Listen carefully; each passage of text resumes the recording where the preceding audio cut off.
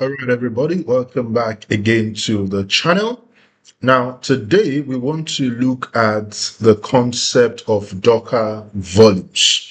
Now, in the last video, we set up a Node.js application, we built an image, all right, using a Docker file, and we're able to set up, all right, the MongoDB database, the Mongo Express, which is the GUI, all right, for the Mongo database, and of course, our application also ran as a container. Now, one of the things that we didn't do is to basically persist our data, which means the moment we stopped the MongoDB container, all the data basically would be lost, right? But that is not, the best approach to go about it, particularly when you are leveraging containerization for your, all right, application. Now, there is the concept of volumes when it comes to Docker. And basically, the purpose of volume actually is to ensure persistence. Okay. Now, in order for you to understand it, when you start up a system, normally, your physical system, when you start it up, now, whatever it is that you're doing, when your system is booted up and then you're working, it is actually being stored on your RAM. Okay. Now, if you do not save all your work before you shut down, it definitely means you're going to lose all the things that you have done, right? Because you didn't persist, all right, that particular, all right, data.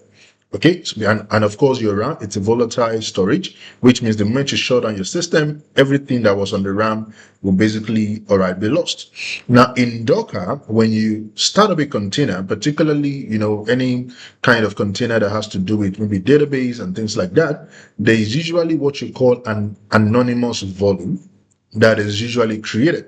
But that anonymous volume is similar to the RAM that you have on your physical system, which means the moment you stop that container, the anonymous volume basically will also, disappear, right? So whatever it is that you have stored on that database will not longer, all right, be available again. And that is why in Docker, there's what you call a named volume.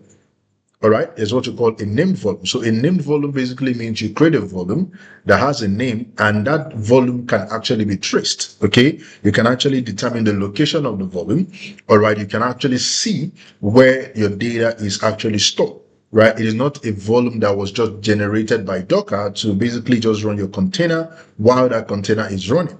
But in named volume, you can decide the location of the volume. You can, determine, where you want to put the volume, and you can give it a name.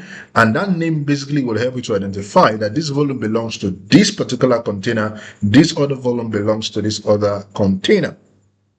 Is that okay? So that is the purpose of a named volume. And like I said, the purpose of a volume is to ensure that your data is persisted, more like your hard disk on your laptop. So on your laptop, you have an hard disk. When you do anything, maybe on Microsoft Word, Microsoft Excel, whatever application that you're using, the moment you save, all right, everything that you're doing, that changes is basically committed into your hard drive. So if you shut down your laptop or you hibernate your system and then you come back at another time, you can actually retrieve and continue from where you stopped. Okay, so that is also the same thing that volume does for us in Docker. So today we want to basically see how we can create a volume so that if we stop our container tomorrow, our database container tomorrow, and then we want to recreate that container, all we need is to basically map, all right, the volume that we used before to the new container, and then the data becomes available, all right, in that particular container. So we don't lose any data at the end of the day. And that is exactly what we're going to do, all right, in today's video. So let's get right into it. So now, if I come here now, and of course, I'm using my Docker desktop today. So if I come here now and I say Docker volume, all right, ls, I can see that the only volume that I have here is the Minikube volume, because I have a Minikube, all right, running on my system, which is just more like, a mini Kubernetes cluster, right? A one node Kubernetes cluster. That's what Minikube is actually. So now here, the volume ls gives me, all right, the volumes that I have on my system. So I can see here that I have a Minikube volume, and then the driver basically says local. So local then means that the volume is actually available on my host machine. Okay, so that data is persisted on my host machine. Okay, because when it comes to containerization, particularly when you get to Kubernetes, when you're talking about container orchestration, you can actually have different storage mechanisms to persist your data. For example, if you're building on AWS, you can use the EBS volume as your volumes, right, to persist your, container data, right? You can use EFS, all right, to also persist your data, right? But here the driver says local, which means my data is persisted on this, all right, physical machine. And that is why the driver basically says local. If I was using EBS or EFS, the driver is going to be different, all right, from what I see here. Is that okay? Now, before you can use a volume, sometimes you may have to create it, or you can also create it using the docker run command as well. Okay, so which means you really do not explicitly have to create a volume before you can actually mount a volume to your container. Okay, you don't have to create one. But of course, if you want to create one, you can come and say docker, all right, volume, and then you can say create. And then you can decide the name of the volume that you want to, all right, create. So I can come and say Mongo, all right, DB. So that's the volume I want to create, and I press enter. And basically, it's going to create that volume for me. So now if I do docker, all right, volume, and I do ls, I can see that I have a MongoDB, all right, volume right here. Is that okay? Now, I can also inspect this particular volume. The way you can inspect your network to basically verify, the containers that are connected to that network, right? You can also inspect your volume to basically see, the path, right? Where is the data stored and all of that on your physical machine. So you can come and say docker, all right, volume, inspect, okay, and then the name of the volume you want to inspect, right? And then you press enter. So here it basically tells you that, it was created at this time, the driver is local, the label is known, the mount point is this particular location. So which means this volume, this MongoDB volume that I created is actually created in this particular path. Now, because I'm using Windows, I'm not able to go into the var-lib docker folder, right? But if I was on a Linux machine, then you are able to navigate into your var-lib docker to basically see the exact location, all right, of your volume. Is that okay? So that is the way to inspect it and to check it out, all right? Now, one thing I need to mention here before we start deploying is that for every application, particular database application that you may want to persist their data, they have a default location where they actually persist their data within, all right, a container. For example, if you come here to your Mongo database, all right here, it tells you something about where to store data. Okay, and if you look at it here, it basically tells us that we can actually persist our data inside of the data/data/db. So this /data/db is actually where MongoDB persists its data. Okay, so which means anything you put into the MongoDB database, it is actually held in this particular directory /data/db. So when you are mounting, okay, a volume to your MongoDB container, you are mounting that volume to this, all right, /data/db, all right, path inside of your container. And the way it works is that anything that is stored in the database that is available in the /data/db directory will be replicated, all right, to the volume that you have created, all right, within your Docker engine. So that's the way it works. So anything that is put inside of your database is replicated. And of course, if you come here also to my SQL, if you scroll up and go to Docker Hub, all right, again, and then search for MySQL, all right, you can also see where MySQL also stores its own data. So that when you want to persist your MySQL database, you can also use that particular path. So if you scroll down here, you can also see some information on how to start your MySQL server. We're actually going to be doing something using MySQL. We have an application we're going to be, launching when we get to the Docker Compose side of things, that we're going to be using MySQL, all right, to launch that particular application. So we're going to touch on that. So, but I just want to show you where the data, all right, is here. So let's scroll down and let's take a look at this documentation. So Docker secret. So now this is where to store data. So if you scroll down here, you can see that for MySQL, where it persists its own data is actually the var-lib MySQL. So this particular directory is where MySQL database persists its own data. So any volume that you're creating within your Docker engine, you have to mount it, all right, to this particular directory, so that whatever it is that is stored inside of a database can be replicated into that volume that you, all right, have created. And of course, for every database, I mean, if you go here again, and let's say you search for Postgres, all right, for example, you should also be able to see that. So Postgres SQL, all right, so you can see that here. Let me see, don't they have an official image? Okay, let me just say Postgres. All right, so Postgres, that's the correct name. So that's the official image for that. And you can also see that that also has about 1 billion downloads, right? So click on that. And if you scroll down also, I mean, these are the different Postgres version that are available. So if you scroll down, you should also see where to store, all right, your data for Postgres. So let's scroll down. Let's see if we're able to find that as well. So Docker secrets, database configuration, all right, local customization, additional extensions. Okay, so let's just take a minute and let's see where to persist the data. All right, so it says the main caveat to note is that Postgres, all right, yeah, it says Postgres doesn't care what the UID it runs as long as the owner, all right, of value Postgres slash data matches the init database and all of that.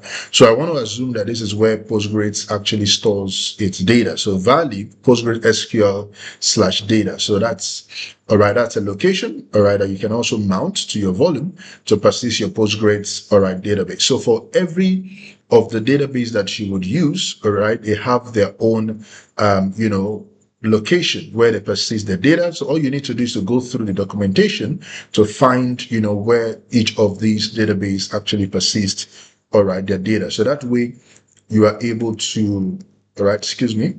So that way you are able to, all right, persist your data as well. And of course, if your container is stopped or you delete your container, you can actually just, mount the volume back to the new container and your data will be made, all right, available. Is that okay? So now having said all of that, so let's go ahead and let's start up our application. So I'm going to show you how to create a volume. All right, so we already created one. So if I come here and I say Docker volume, all right, ls, we can see the MongoDB volume right here. But like I said, even if you do not create the volume, you can actually just use, all right, the Docker run command. You can also use that to create, all right, your volume. So let's check one or two things again. So Docker network ls. So let's see if we have a network here. So we have a network called Mongo. So that's what we're going to be using. So I'm going to copy this example here. And of course, we would edit that. All right, so let's edit that and let's see how we can persist our data. All right, so here I'm just going to basically we've done this before. So rm-d to run in a detached mode. And the network is, all right, the network name is Mongo, like you can see there. Okay. Now, in order to persist the data, what do we do?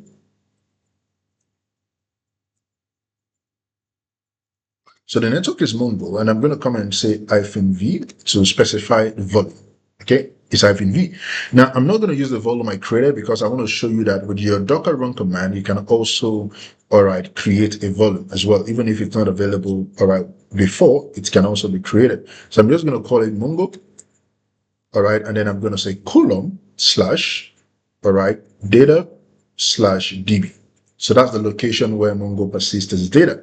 So what I'm saying here is that I want to create a volume on my locus, on my host system called Mongo, and then anything that is inside of the /data /db should be replicated into that volume that I've created locally, all right, on the host machine. And that is exactly what we can see right here. Okay, so Docker run -rm-d, the network is Mongo, the volume also, we've created that, so we've created a mapping. And the image that we want to run is, all right, let's give our image a name as well. So let's give our container a name. So the name is also going to just be Mongo. All right, and then the image we want to run is also Mongo, right? And then let's press enter. So the image is not available locally. It's going to have to pull that, all right, from Docker Hub, and then it will run that, all right, for us. So that should not take, too much time. If your network is okay, you shouldn't spend too much time, all right, here.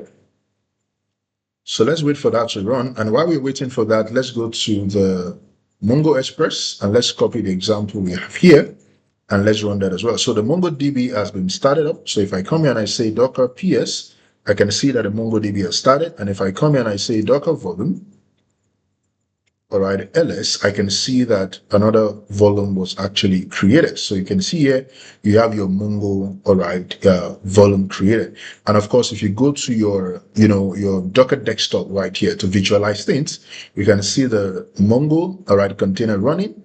And if you click on images, you can see the Mongo has been pulled. And if you go to volumes, we can actually see the Mongo here, and it says what? In use.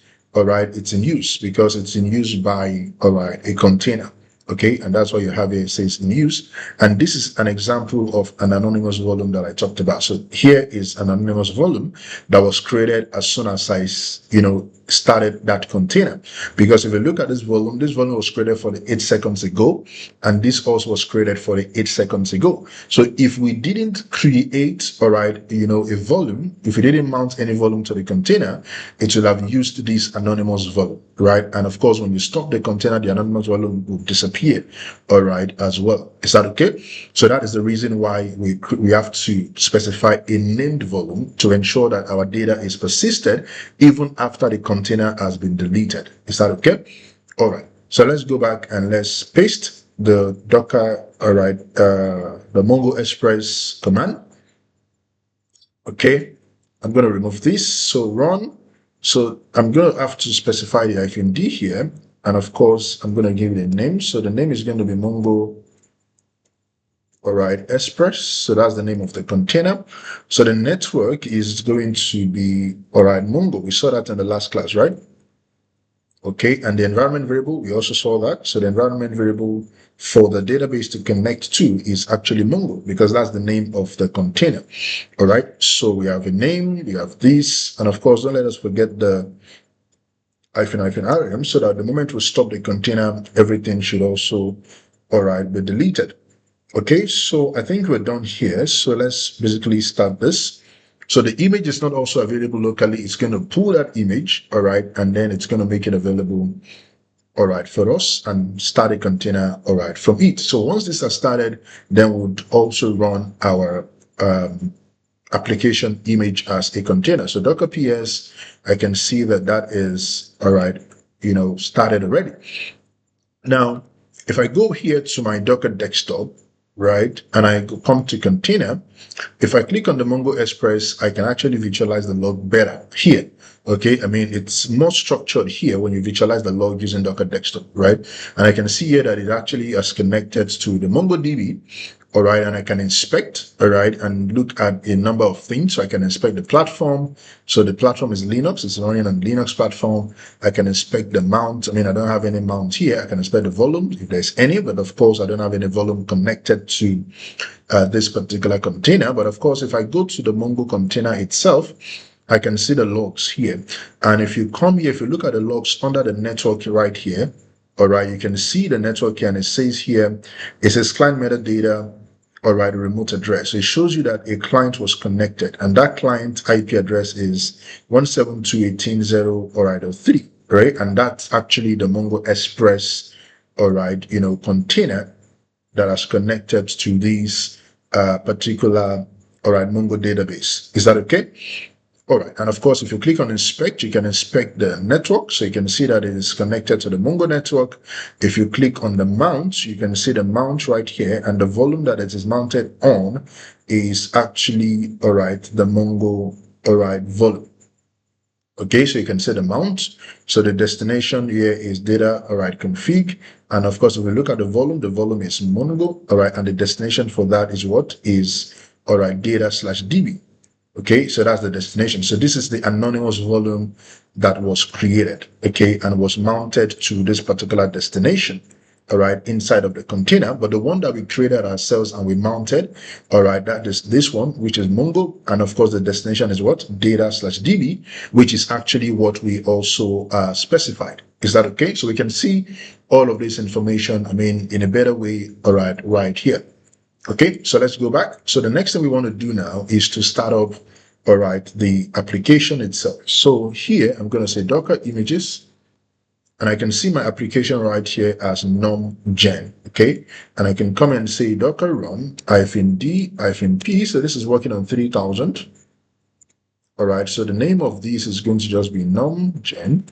All right, and then I'm going to say rm to basically delete the container the moment I stop it, and then the network is going to be Mongo as well. All right, so hyphen Mongo, and then the name of the image is going to be, all right, numgen colon latest. Okay, and then I press enter. So the container is available, the image rather is available locally, so it don't take much time to start it up. So I'm going to come and say docker ps, and I can see that the container, all right, has actually also started. And if I look at it here, I can see the three containers, so the numgen, the Mongo Express, and the MongoDB. So if I click on the numgen, I can see the logs and saying server running on port 3000, and it is connected to the Mongo, all right, DB. Okay, and so I can come here to my Mongo Express and click here to open it up. So here is my Mongo Express. If I refresh that, all right, I can see that it created something already. If I click here, all right, I don't see any data right here. Okay, and what it created was because I have an application, so that application has also connected to the database, right? So I don't have anything, all right, so you can see the logs for Mongo Express. Okay, so if I come here, all right, I can see anything inside of this particular database. I mean, we don't have any data just yet. Okay, so let's go to the application. So I'm going to click on that also, and that will also open up right here. It's on port 3000. So let's put a username. So I'm just going to put my name, shell, and then the length that I want to generate is, let's just say 55. I'm going to generate that. So it says combination generated and saved successfully. I'm going to say, okay, clear the results. So if I go back here and I refresh, I can see that I have a data, all right here. So this is the data that we have generated. So what we want to achieve is to ensure that we persist, all right, this information. So what I'm going to do now is to go back, all right, here, and I'm going to stop all the containers, right? So I'm going to say docker stop, all right, and then $, I'm going to say docker ps-aq to basically list out the, all right, running containers for me, all right, and then of course stop them in a quiet mode, right? And then I'll come here, and that is going to stop all of the containers. Okay, so let's wait for that to happen. So, and now once the container have been stopped, I'm going to show you something, all right, on the Docker desktop. Remember we saw one anonymous volume, and then we saw the volume that we actually, all right, created. So now if I come here, if I come and I do docker ps, I don't see anything. If I come and say docker ps -a, I mean, the only thing that I see here is just my Minikube, all right, container. Okay, but of course, all the other containers have been deleted. Now, if I come here, I don't see any container here. If I come to volumes, now look at that.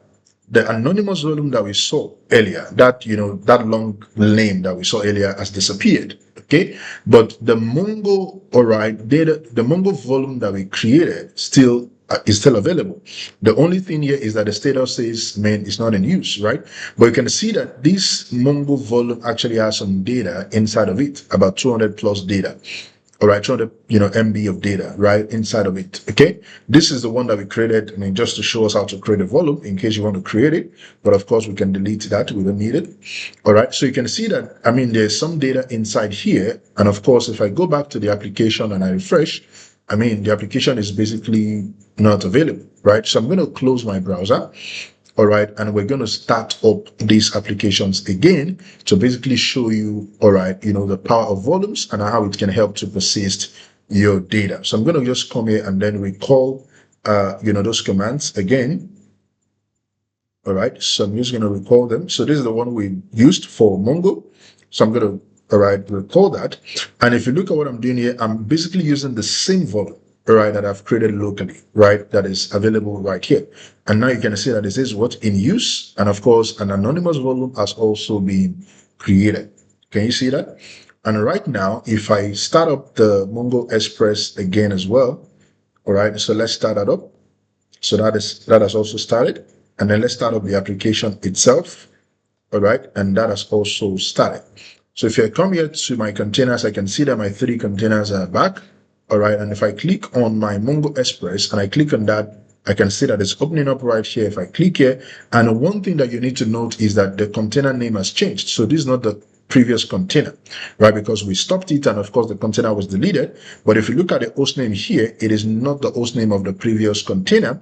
It is the host name of the new Mongo container, all right? But then the volume was, all right, the data was actually persisted. So if I click on this num combo and I click here, I can see the data, all right, that we imputed, all right, earlier. So that is the power of volumes in Docker, and that is how to persist, all right, your data. So like I've showed us already, if you have MySQL, Postgres, I mean, you can just go through the documentation and know exactly the location where this database is, all right, persist the data. And of course, for your application as well, if you want to persist your application's data, all you need to know or do is to basically verify the location where, all right, your application actually hosts this data. For example, if you're using maybe Apache, for example, you know already that Apache serves as content from the var www.html directory. So if you want to persist that particular directory, all you need to do is to create a volume and then map it to that particular location. All right. For example, if I want to persist my application data as well, I know here that my application, all right, has this data in /usr/src/app. So all I need to do is to map, all right, a volume to that location, and every of the files that I have right there will be, all right, replicated into the volume that I create, all right, locally. So that is basically the power, all right, of volumes and how to persist your data, all right, in Docker. So I believe this explanation has given you another idea on how you can manage your data, all right, in, your container data, basically using volumes, all right, to persist your data, and the importance of a named volume versus an anonymous volume, right? I mean, you saw earlier that, immediately we deleted, all right, the containers, the anonymous volume basically disappeared, right? But the one that we created ourselves, which is a named volume, was persisted, all right, even after the old container has been deleted. Is that okay? So thank you once again. I will see you, all right, on the next one.